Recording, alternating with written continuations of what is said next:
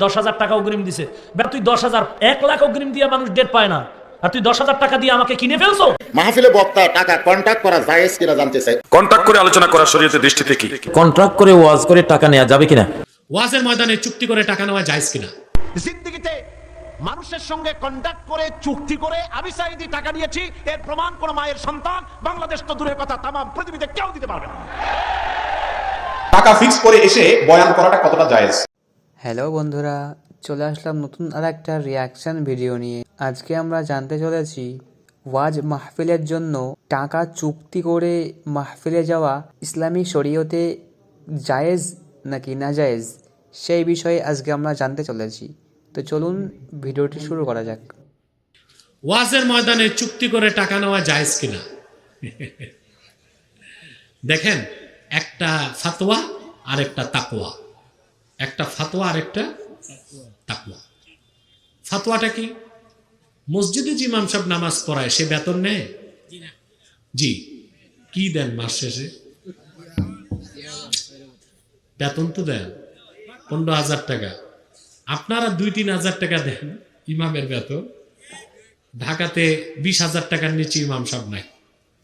এই যে ইমাম সাহেব নামাজ পড়ালেন বেতন নিয়ে, এটা ফাতোয়ায় জায়েজ, কিন্তু তাকওয়ার খেলাফ। তো ইমামরা যদি এখন বেতন না দেয় তো তাদের বউ সংসার চলবে কেমনে? এই জন্য তারা ফাতোয়ায় জায়েজ হিসেবে নিচ্ছে। ঠিক একইভাবে বক্তা যদি কন্টাক্ট করে, এটা ফাতোয়া অনুযায়ী জায়েজ, কিন্তু তাকওয়ার খেলাফ। জায়েজ যে হবে সেটার আবার 2টা শর্ত আছে। কি আছে? বক্তা যদি কন্টাক্ট করে যে আমি আপনাদের এলাকায় আসবো, আমাকে 50,000 টাকা দিতে হবে, তা আপনারা কন্ট্রাক্ট সই করলেন যে ঠিক আছে ওস্তাদ 50,000 টাকা দিব, 2 ঘন্টা ওয়াজ করতে হবে। তাহলে আপনি 2টা জিনিস নির্ধারণ হইল। কয়টা জিনিস? একটা হচ্ছে সামান, টাকা, আরেকটা হচ্ছে ওয়াক্ত, সময়। ফাথুল কাদির ফতোয়ার কিতাবে এসেছে, ইবনুল হুমাম লেখেন, যখন কোনো ইবাদতের কাজে সময় নির্ধারণ হবে আর টাকা নির্ধারণ হবে, ওইটার হাদিয়া থাকে না, ওইটা হয় উজরাত। কি হয়? পারিশ্রমিক। তা নামাজ পড়িয়ে পারিশ্রমিক নেওয়া যেমন জায়েজ, বক্তা যদি কন্টাক্ট করে ওয়াজ করতে আসে পারিশ্রমিক নেওয়া জায়েজ কন্টাক্ট করে, কিন্তু শর্ত পূরণ করতে হবে। 2 ঘন্টা তারে ওয়াজ করতে হবে। কয় ঘন্টা? 2 ঘন্টা। এখন বক্তা এসে 1 ঘন্টা ওয়াজ করলো, আর সে আমেরিকা লন্ডন ঘুরছে 1 ঘন্টা আওয়াজ করলো। 1 ঘন্টা ওয়াজ, আর লন্ডন আমেরিকা ঘুরছে 1 ঘন্টা আওয়াজ। তা আপনি ওই 1 ঘন্টা আওয়াজের পয়সা সে যে নিল কন্টাক্ট করে, ওটা জায়েজ হয় না। ওয়াজ করতে হবে কয় ঘন্টা? 2 ঘন্টা। যদি বক্তা কোনো কারণে ফ্লাইট মিস আসে নাই, অ্যাডভান্স যে নিছে 10,000, ওইটা ফেরত দেওয়া ওয়াজিব, কারণ সে কন্টাক্ট করে আলোচনা করা শরীয়তের দৃষ্টিতে কি? সীমা লঙ্ঘন না হইলে জায়েজ, আর সীমা লঙ্ঘন হইলে না জায়েজ। মনে রাখবেন এই মাসালাটা উলামায়ে মুতাকাদ্দিমিনের জামানা পর্যন্ত, ইমামে আজমের জামানা পর্যন্ত এটা হারাম ছিল। কন্টাক্ট করে কোরআন শিক্ষা দেওয়া, কন্টাক্ট করে হাদিস শিক্ষা দেওয়া, কন্টাক্ট করে ইমামতি করা, এই মাসালাটা ইমামে আজম আবু হানিফা রাহমাতুল্লাহির জামানা পর্যন্ত এটা হারাম ছিল। কি ছিল? বলেন কি ছিল? হারাম ছিল। তাফসীরে কুরতুবীর মধ্যে ডিটেইলস মাসালাটা উল্লেখ। কিন্তু ওই হারাম ফতোয়া রাখার কারণে উলামায়ে কেরাম, বড় বড় আলিমরা তাদের পেটের দায়ে বিভিন্ন কাজে কর্মে ব্যবসা বাণিজ্যের সময় দিচ্ছেন, মানুষকে ইলম শিক্ষা দিতে গিয়ে একটু অলসতা দেখা দিচ্ছে, যার ফলে উলামায়ে মুতাখিরিনের জামানায় এই ফতোয়া বোর্ড আবার বসাইলো। তখন তারা বলল না, যেহেতু প্রত্যেকেরই সংসার আছে, পেট আছে, বাচ্চা কাচ্চা আছে, ফ্যামিলি আছে, তাদের দিকে বিচার করে অবশ্যই তাকে কিছু যদি আপনি ওজরত না দেন, তাহলে তার সংসার চলবে কিভাবে? হাওয়া খেয়ে তার। মাহফিল কেন্দ্রিক আলোচনার হাদিয়ার ব্যাপারে একটু বলবেন, এটা জায়েজ কি না না জায়েজ? শরীয়তের মাসালাগুলো 2 রকম, একটা হলো ফাতোয়া আর একটা হলো তাকওয়া। একটা হলো ফাতোয়া আর একটা হলো তাকওয়া। যেমন ধরেন, একজন অপরিচিত মহিলার সাথে প্রয়োজন, তার সাথে আমি কথা বলবো, এটা জায়েজ, ইসলাম বৈধতা দিয়েছে। আপনার প্রয়োজনে আপনি একজন মহিলার সাথে কথা বলতে পারেন, অসুবিধা নাই, এটা হলো ফাতোয়া। কিন্তু তাকওয়া হচ্ছে যে আপনি তার সাথে কথা না বলে কারো মাধ্যমে কথাটা সারিয়ে নেন, আপনার স্ত্রীকে দিয়ে, আপনার মেয়েকে দিয়ে, আপনার বোনকে দিয়ে যদি কথা বলেই নিতে পারেন, তাহলে কি আপনার তাকওয়া হয়ে গেল। তাহলে ফতোয়া হলো জায়েজ, আর তাকওয়া হলো না, আমি নিজেকে এখান থেকে কি পরহেজ থাকলাম। জি, তো ওয়াজ মাহফিল করার পরে আপনি তার কাছে কিছু ডিমান্ড করবেন বা চাবেন যে আপনি আমাকে 1 ঘন্টার জন্য নিয়ে যাবেন, 1 ঘন্টা আপনি আমাকে ভাড়া করলেন, এটাকে বলে ইজারা, আমার সময়।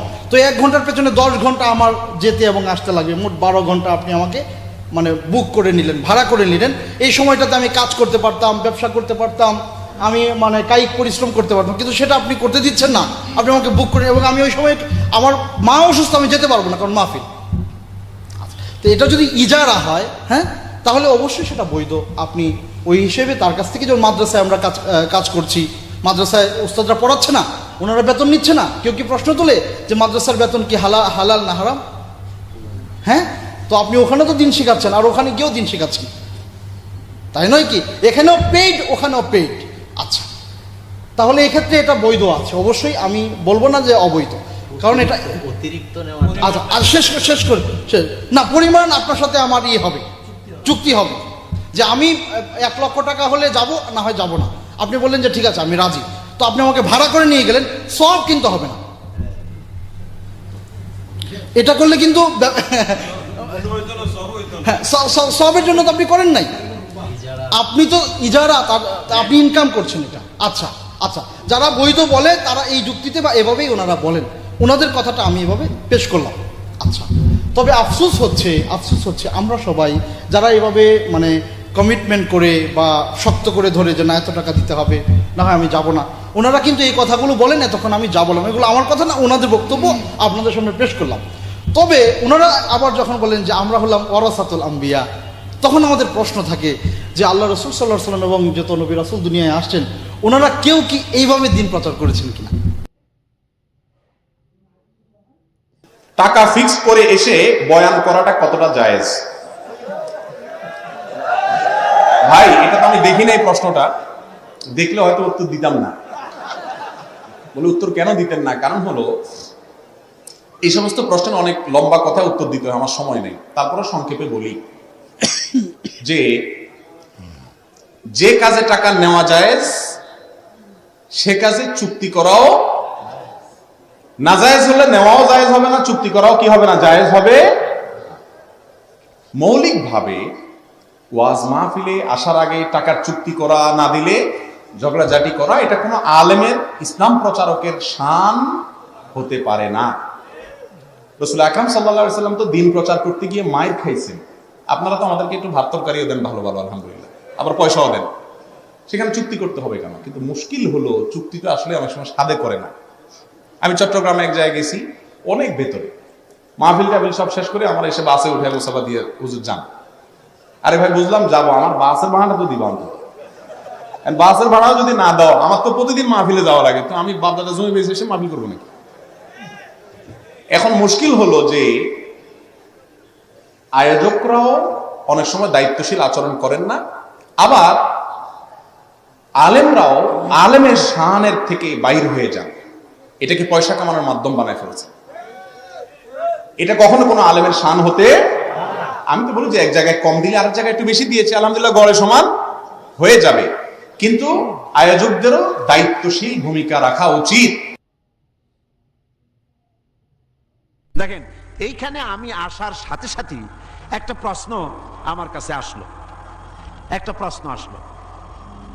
প্রশ্নটা হচ্ছে, সে লোক বলেছে যে ওয়াজ মাহফিলের আমাদের সমাজে এক শ্রেণীর লোক আছে যারা এই বলে জনগণকে বিভ্রান্ত করছে যে সাইদি সাহেব এবং অন্যান্য বিখ্যাত আলেমগণ ওয়াজ মাহফিলের মাধ্যমে প্রচুর অর্থ উপার্জন করছে। এই সকল লোকদের প্রশ্ন হলো, আলেমগণ নবী ওনার নাজিলকৃত কোরআনের আলোচনার বিনিময়ে কোনো অর্থ উপার্জন করছেন কেন?